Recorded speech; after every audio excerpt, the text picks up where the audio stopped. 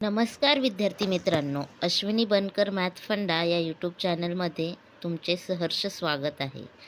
आज आपण महाराष्ट्र गट ब सेवा संयुक्त पूर्व परीक्षा 2025 ही परीक्षा कधी झाली तर ती झाली 4 जानेवारी 2026ला.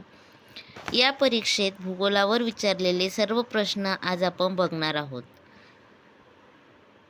तत्पूर्वी तुम्ही आपल्या चॅनलला जर नवीन असाल तर आपल्या चॅनलला लगेच सबस्क्राईब करा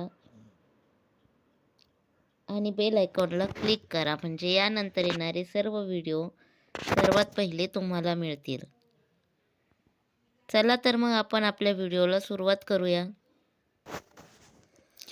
प्रश्न पहिला, खालील विधानांचा विचार करा.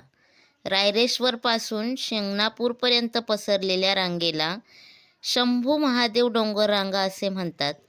तर हो, हे बरोबर आहे.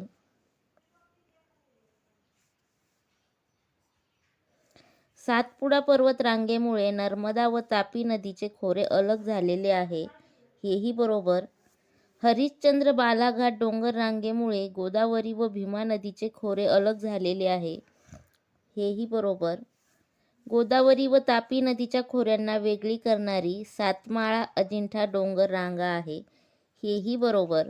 म्हणजे आपले चारही पर्याय बरोबर आहे. मग आपलं योग्य उत्तर असणार वरील सर्व विधाने बरोबर आहेत, म्हणजे पर्याय क्रमांक 4. पुढील प्रश्न, 2011च्या जनगणनेनुसार महाराष्ट्रातील खालीलपैकी कोणत्या 3 जिल्ह्यांमध्ये ऋणात्मक लोकसंख्येचा वृद्धी दर दर्शवितो? तर पहिलं शहर आहे मुंबई शहर, नंतर सिंधुदुर्ग आणि त्यानंतर रत्नागिरी. म्हणजे हे कोणत्या पर्यायामध्ये भेटतं आपल्याला? मुंबई शहर, सिंधुदुर्ग, रत्नागिरी, पर्याय क्रमांक 2.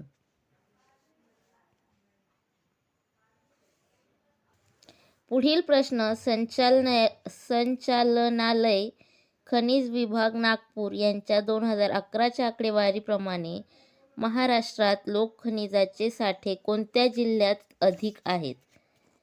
तर आपल्याला माहिती आहे की सर्वात जास्त लोह खनिजाचे साठे हे गडचिरोलीला आहेत, म्हणून आपले योग्य उत्तर पर्याय क्रमांक 3. पुढील प्रश्न, जोड्या जुळवा. तर कोपेन हवामान दिलंय आणि हवामानाचा प्रकार सांगितलाय. तर CWG म्हणजे काय? तर सर्वात पहिले आपल्याला काय माहिती आहे, आपण त्यानुसार जोड्या लावू. तर पहिलं आपल्याला AMW म्हणजे काय? तर मोसमी वारे हे आपल्याला माहिती असतं. तर मोसमी वारे आपल्याला कुठे दिसतात? तर पर्याय उष्णकटिबंधीय मोसमी, म्हणजे AMW म्हणजे उष्णकटिबंधीय मोसमी. तर Dचं 3 आपल्याला कोणत्या पर्यायामध्ये भेटतं? तर ते भेटतं आपल्याला पर्याय क्रमांक 1, म्हणजेच आपलं उत्तर असणार पर्याय क्रमांक 1. मग CWG म्हणजे काय? मेसोथर्मल. BWHW म्हणजे काय?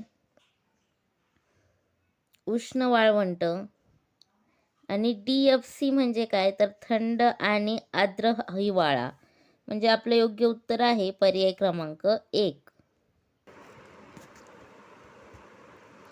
पुढील प्रश्न, खालील विधाने विचारात घ्या. पहिलं विधान, चिनाब नदी झोजिला खिंडीजवळ उगम पावते. तर आपल्याला माहिती आहे चिनाब नदीचा उगम हा कुठे आहे? तर चिनाब नदीचा उगम हा बारालाच्या खिंडीजवळ आहे, म्हणजे पर्याय पहिला हा चुकीचा आहे. चिनाब नदी ही कशी निर्मिती होते? तर चिनाब नदीची निर्मिती चंद्र आणि भागा या 2 नद्या एकत्र येतात तांडी या ठिकाणी आणि चिनाब या नदीची निर्मिती करतात.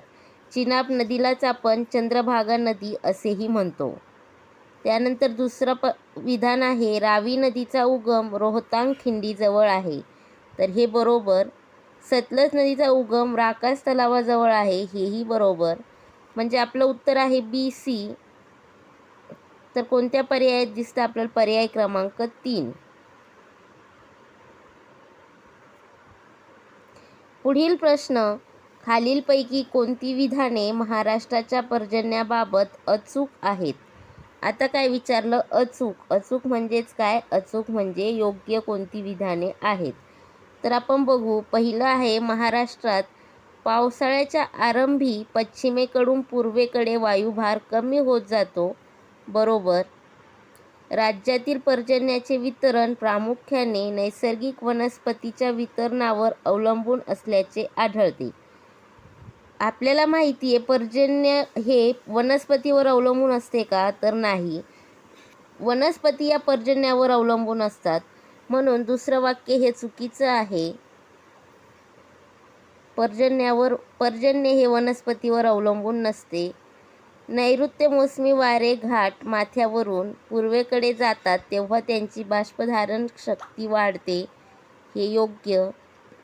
विदर्भामध्ये पश्चिमेकडून पूर्वेकडे पावसाचे प्रमाण वाढत जाते, हेही बरोबर.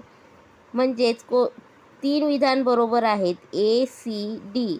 तर हे आपल्याला कुठल्या पर्यायात भेटतं? ते भेटतं पर्याय क्रमांक 4. म्हणजे आपलं योग्य उत्तर पर्याय क्रमांक 4. प्रश्न, खालीलपैकी कोणते विधान चुकीचे आहे? पहिलं विधान आहे, कामठी कोळसा क्षेत्र आम नदीच्या खोऱ्यात आहे. तर कामठी कोळसा क्षेत्र हे आम नदीच्या खोऱ्यात नसून वैनगंगा नदीच्या खोऱ्यात आहे. म्हणजे हे चुकीचं आहे. पहिलं ऑप्शन चुकीचं. दुसरं, वर्धा खोऱ्यातील कोळसा क्षेत्र चंद्रपूर व यवतमाळ जिल्ह्यात विभागले आहे. हे बरोबर आहे. आपल्याला काय विचारलंय? चुकीचं. मग बी ऑप्शन बरोबर आहे. तर कोणता पहिला पर्याय येणार नाही. दुसऱ्यातही बी आहे म्हणजे दुसरंही येणार नाही. चौथ्यातही बी आहे म्हणून चौथंही ऑप्शन येणार नाही. मग राहिलं काय? 3. म्हणजे आपलं योग्य उत्तर असायला पाहिजे पर्याय क्रमांक 3. उमरेड कोळसा क्षेत्र कन्हान नदीच्या खोऱ्यात आहे, हेही चुकीचं.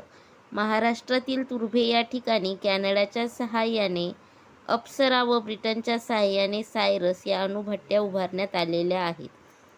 तर आपल्याला बी हे पर्याय योग्य माहिती होतं म्हणून आपण डायरेक्ट इलिमिनेशन थ्रू तिसरं उत्तर काढलं की ए, सी, डी हे चुकीचे आहेत. इलिमिनेशन पद्धत आपण एक्झाममध्ये वापरायला हवी. पुढील प्रश्न बघूया.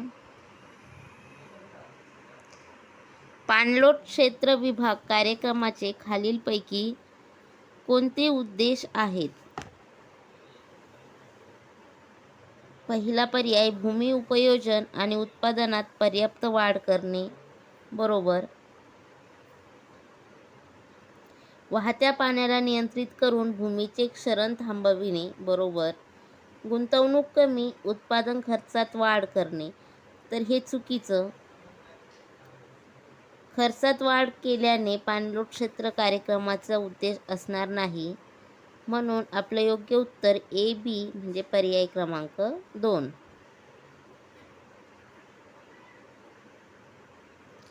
पुढील प्रश्न,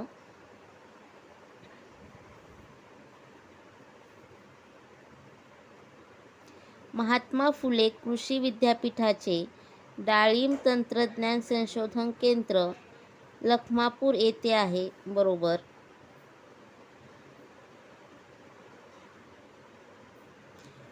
फुले यशोदा गव्हाचे वाण महात्मा फुले कृषी विद्यापीठाने 1998 मध्ये विकसित केले, हे चुकीचं. महाराष्ट्र कृषी विद्यापीठाचे कार्यालय मुंबई येथे आहे. बरोबर. ए आणि सी बरोबर म्हणजे आपलं योग्य उत्तर पर्याय क्रमांक 2.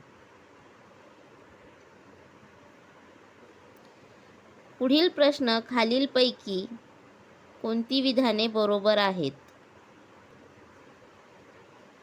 वैतरणा आणि तानसा उल्हास नदीच्या उपनद्या आहेत, हे चुकीचं.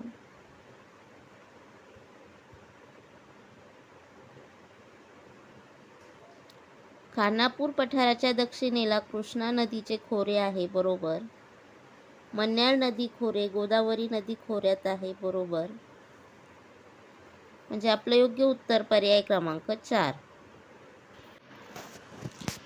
तर आज आपण भूगोलवर आलेले 10 प्रश्न बघितलेत, त्याचे उत्तरही बघितले. व्हिडिओ कसा वाटला कमेंटमध्ये नक्की सांगा. चॅनलवर नवीन असाल तर आपल्या चॅनलला सबस्क्राईब करा. व्हिडिओ जास्तीत जास्त शेअर करा, व्हिडिओला लाईक करा. भेटू पुढील व्हिडिओमध्ये. धन्यवाद.